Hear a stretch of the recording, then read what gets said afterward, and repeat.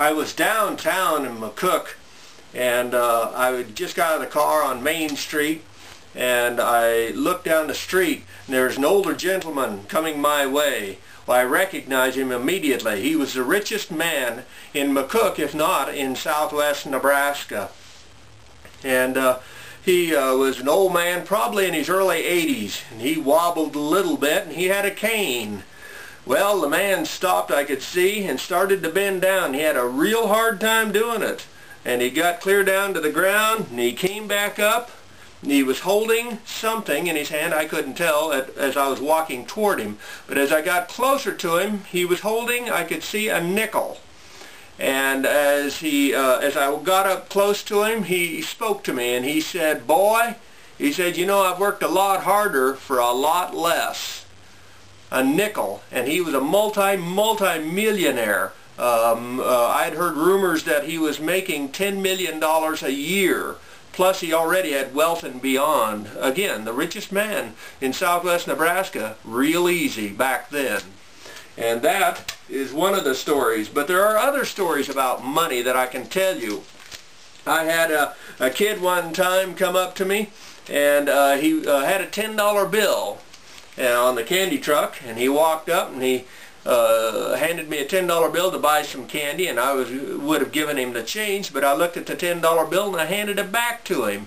And I said, "Kid, if you're going to be a real good counterfeiter, you need to print both sides," because he'd only printed one side of the counterfeit bill.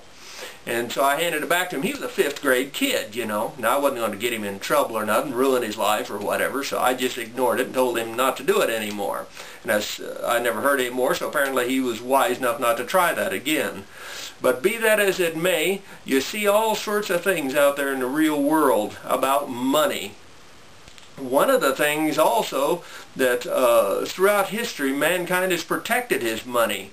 And I was at a neighbor's house, and he was digging a hole in the middle of his yard. Now, what in the world? So I walked a few lots over and walked over to his. I said, "What you doing? Digging for oil?" And because he had a post hole digger, and he was digging, you know, in the middle of the yard, you don't put a post, I wouldn't think.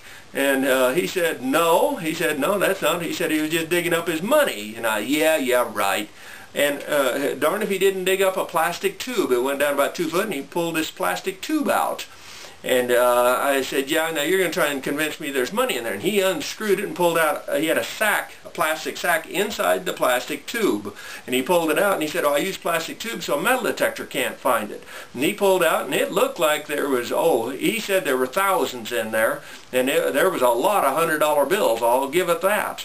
And he had it buried. And he said, "You never know when times might get tough, the banks could close or whatever." And he said, "The safest place you can put it is underground."